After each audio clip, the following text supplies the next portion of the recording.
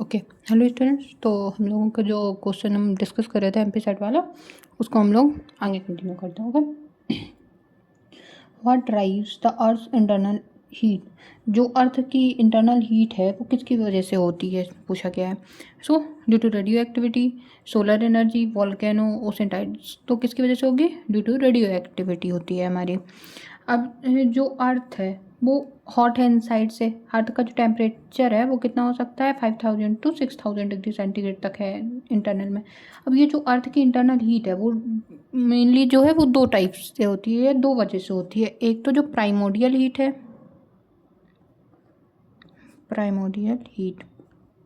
Primordial heat क्या है? जो लेफ्ट ओवर हीट है फ्रॉम अर्थ फॉर्मेशन। जब अर्थ फॉर्म हो रही थी उस टाइम पे अर्थ कैसी थी? आग का गोला थी, हम लोग बोलते हैं, बहुत हॉट थी, मॉल्टन मटेरियल्स थी। तो वही जो हॉट मटेरियल रह गया हमारी अर्थ के इंटरनल पार्ट्स में, एक तो उसकी वजह से आती है, एंड सेकेंड जो है वो आती है हमारी ड्यू टू रेडियो एक्टिविटी। जैसे रेडियो एक्टिव आइसोटोप होते हैं, यूरेनियम 238, यूरेनियम 235, थोरियम 232, पोटेशियम 40, इन सब की वजह से आती है। और ये क्या है? ये मेजर सोर्स है प्रेजेंट डे। कंटिन्यूस डिके होते रहते हैं ये जितने भी हमारे रेडियो एक्टिव एलिमेंट्स हैं, और इनकी वजह से कंटिन्यूसली हीट भी जनरेट होती रहती है। और ये हीट क्या करती है? Mantle convection, plate tectonic, mountain building, earthquake, volcanism, इन सब के लिए हमारी यूज होती है। सो रेडियो एक्टिव एलिमेंट्स क्या हैं? अनस्टेबल हैं और वो ब्रेक डाउन होते हैं टू डॉटर प्रोडक्ट, और जब वो डॉटर प्रोडक्ट में ब्रेक डाउन होते हैं तो वो हीट रिलीज करते हैं। ओके। तो ये रेडियो एक्टिव जो डिके, ये इंपॉर्टेंट क्यों है हमारी जियोलॉजी में? मेंटेन करता है अर्थ के इंटरनल टेम्परेचर को, पावर करता है मेंटल कन्वेक्शन करेंट्स को, और प्लेट मूवमेंट्स को ड्राइव करता है, कॉज करता है मैग्मा जनरेशन को। ओके। नेक्स्ट है सोलर एनर्जी। अब जो सोलर एनर्जी है वो एनर्जी रिसीव होती है फ्रॉम द सन, उसको हम सोलर एनर्जी कहते हैं। ये हमारी अर्थ के इंटरनल तो नहीं जा रही है, इंटरनल को कंट्रोल नहीं करती है, तो ये कंट्रोल किसको करती है? Weather, climate, wind, ocean current, hydrological cycle, इन सबको करती है। सो जो एटमॉस्फेयर है उसको, ओशन को, और जो सरफेस रॉक है उनको सोलर एनर्जी अफेक्ट करती है, ना कि इंटरनल को। तो सोलर एनर्जी एक्सटर्नल प्रोसेस है, रेडियो एक्टिविटी इंटरनल प्रोसेस है। नेक्स्ट है वॉल्केनोस। तो वॉल्केनो क्या है? वॉल्केनो में मैग्मा या फिर जो भी गैसेस हैं वो अर्थ के इंटीरियर से रिलीज हो रही होती हैं, जैसे हमारा माउंट विसुवियस है, माउंट एटना है, ये सारे। तो ये क्या है? रिजल्ट है इंटरनल एनर्जी का, ये रिजल्ट है, ना कि ड्राइवर्स है इंटरनल एनर्जी का। नेक्स्ट दिया हुआ है इसमें ओशन टाइड। तो ओशन टाइड है वो क्या प्रोड्यूस करती हैं? मेन क्यों प्रोड्यूस होती हैं? Due to mainly gravitational attraction, gravitational attraction mainly इसकी वजह से क्रिएट होती हैं। ओके। तो ये भी इनकरेक्ट हो गया, क्योंकि ये तो रिजल्ट है ना। सो मोस्टली किसकी वजह से हो रहे हैं हमारे यहाँ पे जो अर्थ है उस पर? Due to radioactivity. Main source है अर्थ के इंटरनल एनर्जी का। ओके। नेक्स्ट क्वेश्चन देखते हैं। Which of the following feature is not associated with convergent plate boundaries? Convergent plate boundary क्या होती है? जब दो प्लेट हैं वो एक दूसरे की साइड को मूव करती हैं तो उसको कन्वर्जेंट बोलते हैं। जब एक दूसरे अपोजिट मूव करती हैं तो डाइवर्जेंट बोलते हैं। जब एक दूसरे पे स्लाइड करती हैं तो उनको क्या बोलते हैं हम? ये आप बताओगे। ओके। थ्री टाइप से हमारी प्लेट बाउंड्री है, एक पास आ रही है, एक दूर जा रही है, एक एक दूसरे पे मूव कर रही हैं। सो जो डाइवर्जेंट है, वैसे आप लोग बताओगे तो है नहीं, इसको बोलते हैं ट्रांसफॉर्म बाउंड्री। ओके। सो डाइवर्जेंट में क्या हुआ? Plates move apart. कन्वर्जेंट में क्या हुआ? Plate move toward each other. And transform boundary पे plates slide past each other. Okay. तो ये तीन है। अब इसमें पूछा गया कन्वर्जेंट बाउंड्री पे, तो कन्वर्जेंट बाउंड्री पॉसिबल कहाँ है? एक तो ओशियन ओशन कन्वर्जेंस हो सकता है, एक ओशियन एंड कॉन्टिनेंट कन्वर्जेंस हो सकता है, एंड एक कॉन्टिनेंट कॉन्टिनेंट कन्वर्जेंस हो सकता है। तो जब ओशियन ओशन कन्वर्जेंस होता है तो उसमें एक ओशियनिक प्लेट है और दूसरी ओशन सब्डक्ट कर रही है beneath the second oceanic plate, तो इस पर क्या होगा? ट्रांसफॉर्म करेगी। ओके। नेक्स्ट है ओशियन कॉन्टिनेंट। तो इसमें ओशियनिक प्लेट है वो सबडक्ट कर जाएगी बीनीथ द कॉन्टिनेंट प्लेट, तो जैसे एंडीज माउंटेन है उसका फॉर्मेशन कहीं कॉन्टिनेंट कॉन्टिनेंट कन्वर्जेंस है, तो दोनों कॉन्टिनेंट प्लेट्स कोलाइड करेंगे और वो माउंटेन्स बना रही हैं तो हिमालय जैसे जनरेट करेंगी। सो ट्रेंच भी हो सकती है, हम लोगों ने देखा ओशियन ओशन में। वॉल्केनिक एक्टिविटी भी हो होती है। एंड जो अर्थक्वेक हैं ये भी जनरेट होते हैं, क्योंकि जोन प्लेट हिमालय के जोन पे क्या है, अर्थक्वेक जनरेट होता है। बट एमओआर कब होगा, एमओआर होगा जब हमारा डाइवर्जेंट होगा, जब दोनों प्लेट एक दूसरे की दूर दूर जाएंगी तो वो क्या होगा, बीच से जो हॉरिजॉन्टल मटेरियल है वो हमारा मिल जाएगा। सो कन्वर्जेंट बाउंड्रीज क्या, अब अर्थक्वेक क्यों करती हैं, तो अर्थक्वेक कौन से करती है, जब प्लेट बेंड होती है और सिंक करती है मेंटल में, तो ट्रेंच फॉर्म होती है, और उस टाइप पे डीप सी ट्रेंचेस फॉर्म होंगी वहाँ पे और अर्थक्वेक फॉर्म करेंगी, या फिर हम बोल सकते हैं वोल्केनो फॉर्म कर सकते हैं। और जब प्लेट कोलाइड होती हैं, एक दूसरे को ग्राइंड करती हैं, एक्यूमुलेट हो जाती है वहाँ पे एनर्जी, और वो जब एनर्जी रिलीज होती है तो सबडक्शन जोन में सेलो फोकस अर्थ को, इंटरमीडिएट फोकस अर्थ को, दैन डीप फोकस अर्थ को भी बनते हैं। और जो इंक्लाइंड अर्थक्वेक जोन है उसको हम क्या बोलते हैं, वेडाटी वेनी ऑफ जोन भी बोलते हैं, वेडाटी वेनी ऑफ जोन भी बोलते हैं। सो ये हो गया हमारा, एमओआर हमारा करेक्ट आंसर हो जाएगा, क्यों, क्योंकि एमओआर है वो डाइवर्जेंट बाउंड्री का हमारा फीचर है, एंड अदर जितने भी हैं वो सारे फीचर हैं हमारे इसके। सो नेक्स्ट क्वेश्चन देखते हैं। नेक्स्ट क्वेश्चन क्या है हमारा, विच of the following equation satisfy the stability of triple junction. तो ट्रिपल जंक्शन होता क्या है, ट्रिपल जंक्शन एक ऐसा पॉइंट है जहाँ पे 3 प्लेट बाउंड्रीज हैं वो एक दूसरे से मिलती हैं और स्टेबल रहती हैं, या फिर अनस्टेबल रह सकती हैं, दोनों ही टाइप से रह सकती हैं, बट 3 प्लेट बाउंड्रीज को एक दूसरे से मिलना चाहिए। और जो कंबाइन होती हैं वो रिज भी हो सकती है, ट्रेंच भी हो सकती है, एंड ट्रांसफॉर्म फॉल्ट वाली जो ट्रांसफॉर्म फॉल्ट है वो भी हो सकता है। तो एग्जांपल क्या होगा, जैसे आर ट्रिपल जंक्शन है, RTF ट्रिपल जंक्शन है, फेमस एक ट्रिपल जंक्शन है जो कि रोड्रिगस ट्रिपल जंक्शन है। अब इसमें पूछा गया है इनका स्टेबिलिटी क्राइटेरिया। तो ट्रिपल जंक्शन को स्टेबल रहने के लिए जो रिलेटिव मोशन है तीनों प्लेट का वो बैलेंस होना चाहिए, और कोई भी ना तो ओपन होना चाहिए जंक्शन और ना ही क्लोज होना चाहिए विद द टाइम। तो ये सभी की जो वेलोसिटी है अराउंड द जंक्शन उनका ऐड करें अगर हम, तो उसको होना चाहिए 0, तो हमारा स्टेबिलिटी होती है। अब जैसे VA VB और VC हैं, ये प्लेट वेलोसिटी वेक्टर्स हैं,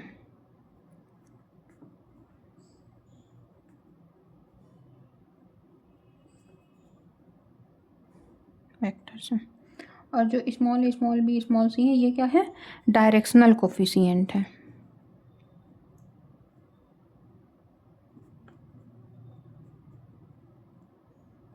डायरेक्शनल कोफिशिएंट, ओके, तो ये हो गया।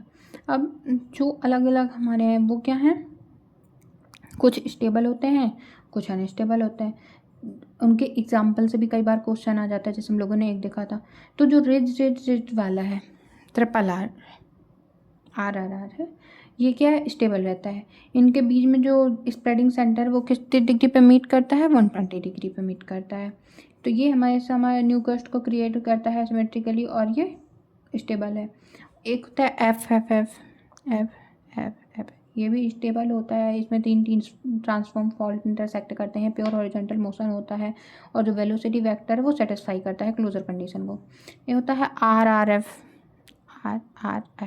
यानी रिज फॉल्ट, ये भी स्टेबल होता है।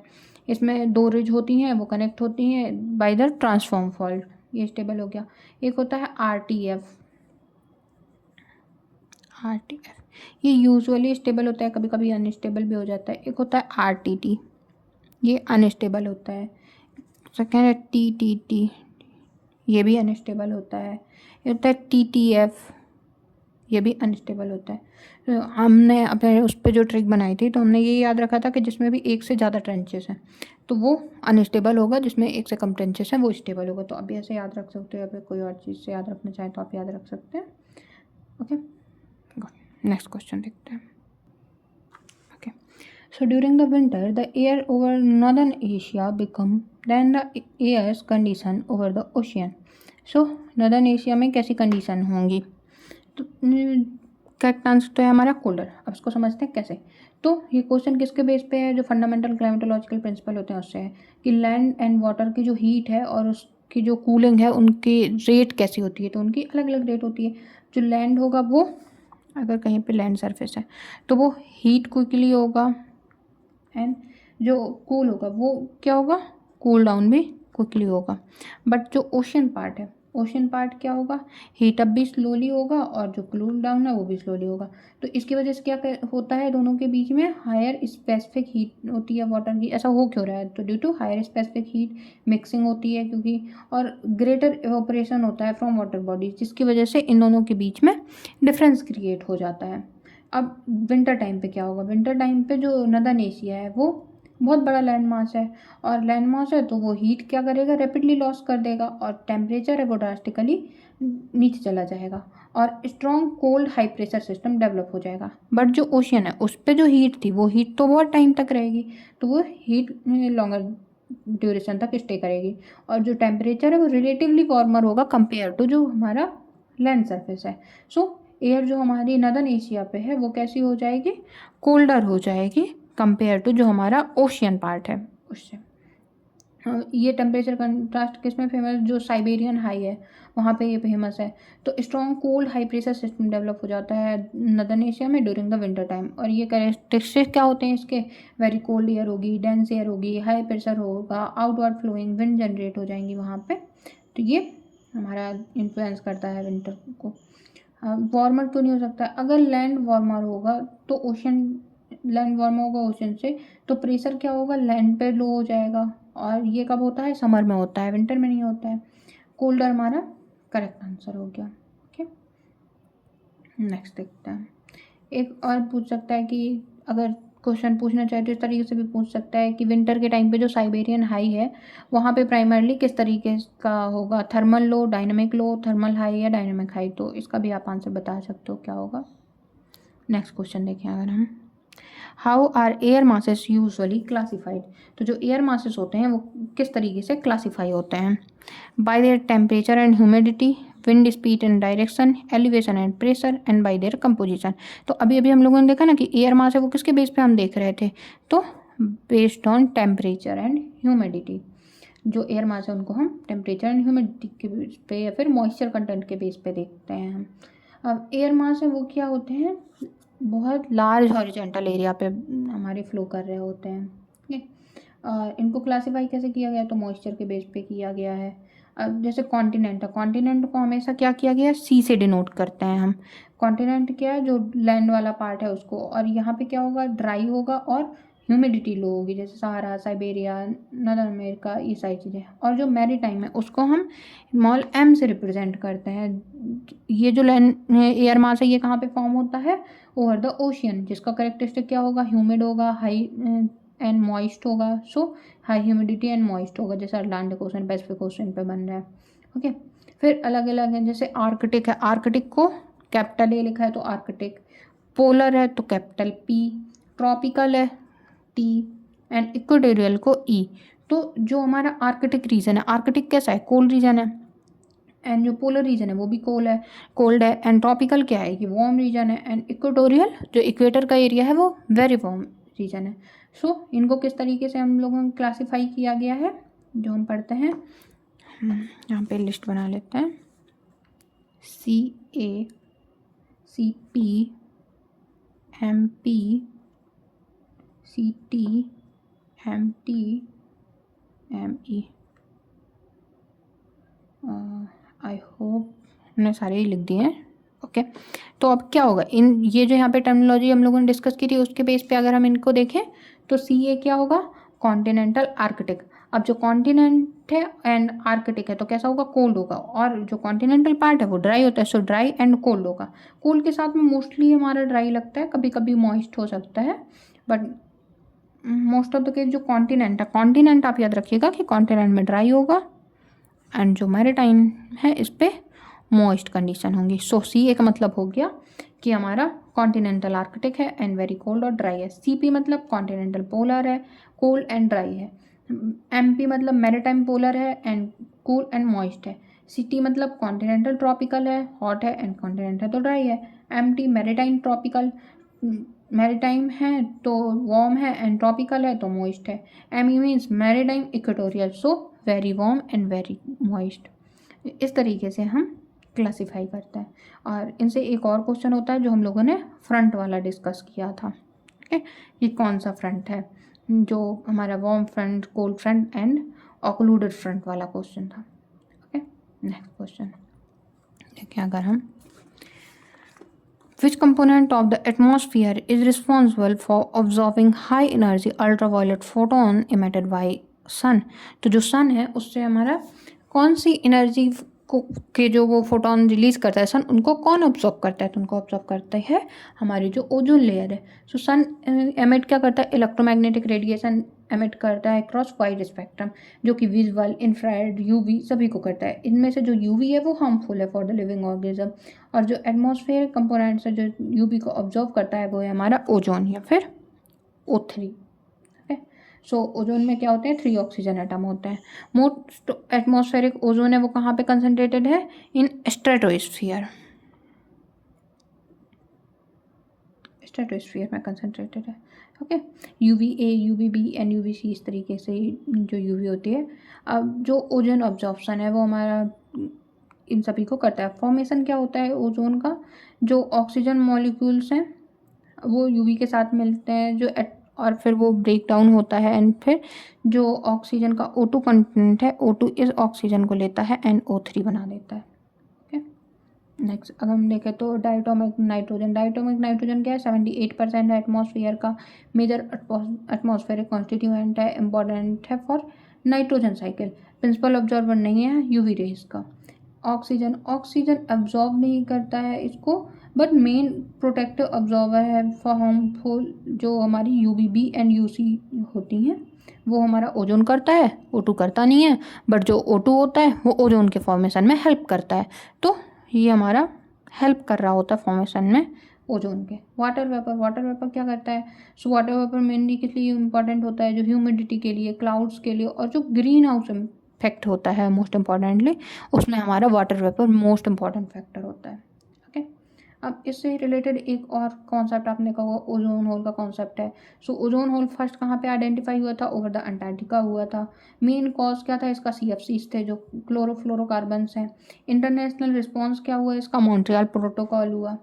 तो और जो मॉन्ट्रियल प्रोटोकॉल है ना, वो मोस्ट सक्सेसफुल एनवायरमेंटल ट्रीटीज में से एक है हमारा।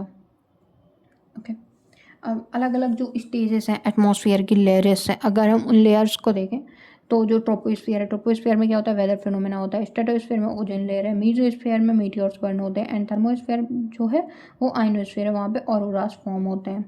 सो आई होप आपको ये क्वेश्चन समझ आ गया होगा। तो अब हम लोग नेक्स्ट क्वेश्चन पे चलते हैं। How do black carbon aerosol affect the planets albedo?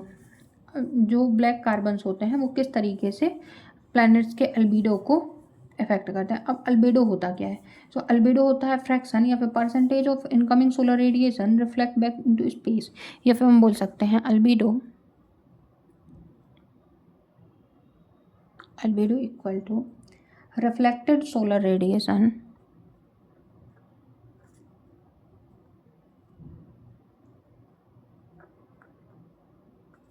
Divide by incoming solar radiation.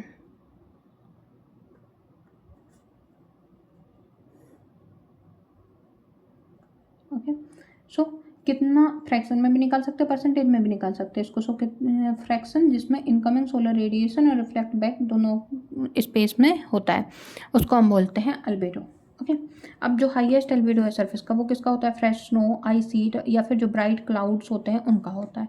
तो जितनी ब्राइट चीज़ है उसका अल्बिडो उतना ज़्यादा होता है, और जितनी ही डार्क चीज़ होंगी उसकी अल्बिडो उतना ही ज़्यादा होगा। सोचो लाइट है वो आपकी रिफ्लेक्ट कर रही है, वहाँ पर से रिफ्लेक्ट कर रही है, तो वो किस चीज़ पर रिफ्लेक्ट ज़्यादा करेगी? जो स्मूथ है, जो शाइनी है, उन सरफेसेस पे।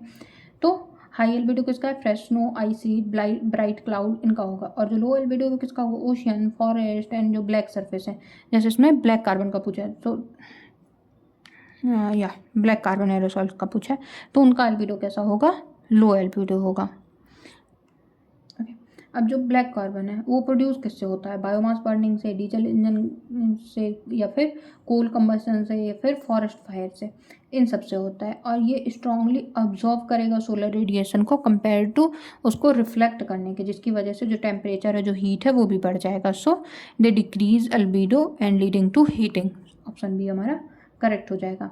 ये हो गया हमारा करेक्ट आंसर। और जो एक और होता है sulphate aerosol, black carbon aerosol है, वो एब्जॉर्ब करेंगे एंड वार्मिंग क्रिएट करेंगे। बट अगर कभी आता है सल्फेट एरोसॉल, तो सल्फेट एरोसॉल क्या करता है, वार्मिंग कॉज करता है, स्कैटर करता है रेडिएशन को, radiation and due to this cause cooling. Sorry, I think मैंने वार्मर बोला है, बट कूलिंग कॉज करेगा, हो जाता है यार कभी कभी, चलो कोई बात नहीं। नेक्स्ट, सल्फेट एरोसॉल क्या होते हैं, अगर आपको डाउट आ रहा है तो ये टाइनी पार्टिकल ड्रॉपलेट्स होते हैं एटमॉस्फेयर में जो कि सल्फ्यूरिक एसिड को कंटेन करते हैं। ये ब्राइट होते हैं मोस्टली इस वजह से होते हैं, और ह्यूमन सोर्स जो उसके होते हैं नेचुरल तो वोल्केनिक इरप्शन ओशियन एमिशन से होता है, बट अगर ह्यूमन सोर्स देंगे तो कोल बर्निंग को ऑयल कंबस्शन इंडस्ट्रियल एमिशन इन सब की वजह से होता है। Okay, next question. So what is the value of solar constant for the earth, जो सोलर कांस्टेंट है उसकी वैल्यू कितनी होती है अर्थ के लिए। तो बेहतर तो ये है कि इसको याद कर लें क्योंकि कैलकुलेशन बहुत हेक्टिक है इसकी। सो सोलर कांस्टेंट की जो वैल्यू है वो 1316 होती है, बट ये होता क्या है उसको हम लोग समझते हैं। ओके, सो मोस्टली 61 होती है, राउंड फिगर में कर दिया जाता है 60। सोलर कांस्टेंट क्या है, amount of solar energy received per unit area per second on a surface perpendicular to sun rays, तो उसको हम बोलते हैं जो हमारा सोलर कांस्टेंट है। ओके, और ये मेजर क्या करता है, it is major at the top of earth atmosphere. कहाँ पे मेजर करेंगे, टॉप पे।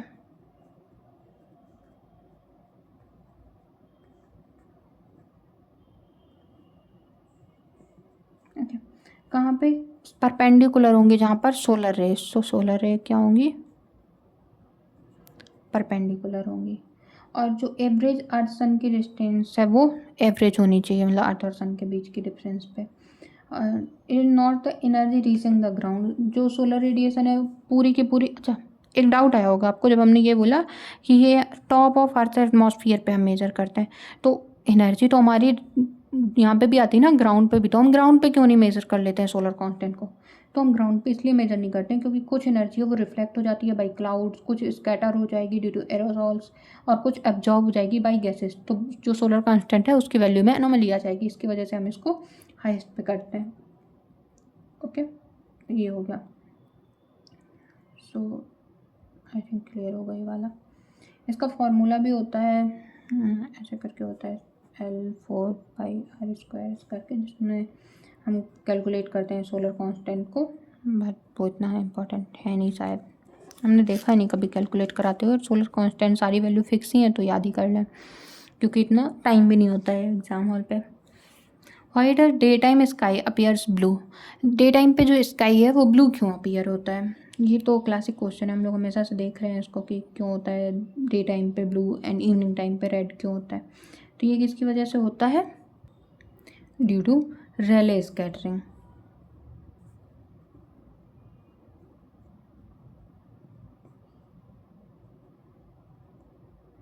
रेले स्कैटरिंग की वजह से होता है। ओके, सो सनलाइट क्या है, वैसे तो वाइट होती है बट एक्चुअली कंपोज करती है बहुत सारे कलर्स को, जो बिग बेयर्स हैं उनको कंप्लीट करती है। अब जो ईच कलर है उसकी अलग अलग वेवलेंथ होती है, जैसे वॉयलेट है उसकी 400 मीटर है, ब्लू है उसकी 450, इस तरीके से। अब जो रेले स्कैटरिंग है तो उसमें क्या होता है, जैसे ही सनलाइट इंटर करती है अर्थ के एटमॉस्फेयर में तो ये इंटरेक्ट करती है विद द टाइनी मॉलिक्यूल, जैसे कि नाइट्रोजन ऑक्सीजन इनके साथ में। ये मॉलिक्यूल्स क्या है, बहुत स्मॉल है compare to wavelength of visible light. तो रेले स्कैटरिंग में क्या होता है, scattering inversely proportional to lambda power 4 होता है, जहाँ पे लैम्डा क्या है, वेवलेंथ है। तो जितनी ज़्यादा शॉर्टर वेवलेंथ होती है उतनी ही ज़्यादा स्ट्रांगली वो क्या करती है, स्कैटर करती है एनर्जी को। तो एक तो ये हो गया। अब ब्लू को ही स्कैटर क्यों करती है, तो ब्लू लाइट क्या है, उसकी बहुत ही शॉर्टर वेवलेंथ होती है compare to red and other light. तो इसकी वजह से जो ब्लू लाइट है वो स्ट्रांगली स्कैटर होती है इन ऑल द डायरेक्शन, और रेड लाइट है वो कम स्कैटर होती है। तो ब्लू प्रोमिनेंट हो गया क्योंकि ब्लू की स्कैटरिंग ज़्यादा हो रही है। सो क्यों होता है ये, due to Rayleigh scattering and due to scattering of blue light by the air molecule. अब हमने देखा कि सबसे पहले विग बेयर आता है, उस पर वॉयलेट है, वॉयलेट की सबसे कम होनी चाहिए, ऐसे तो 400 नैनोमीटर होती है एंड इसकी 450 होती है ब्लू की, तो वॉयलेट क्यों नहीं।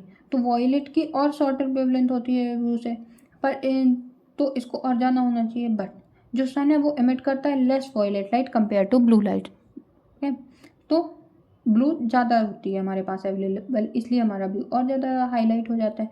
अपर एटमॉस्फेयर है वो वॉयलेट जो रेडिएशन है उसको ऑब्जॉर्ब भी कर लेती है, और जो ह्यूमन आइस है वो ज़्यादा सेंसिटिव है ब्लू के लिए कंपेयर टू वॉयलेट लाइट, तो हमें ब्लू लाइट ज़्यादा विजिबल होती है compare to violet light. Okay,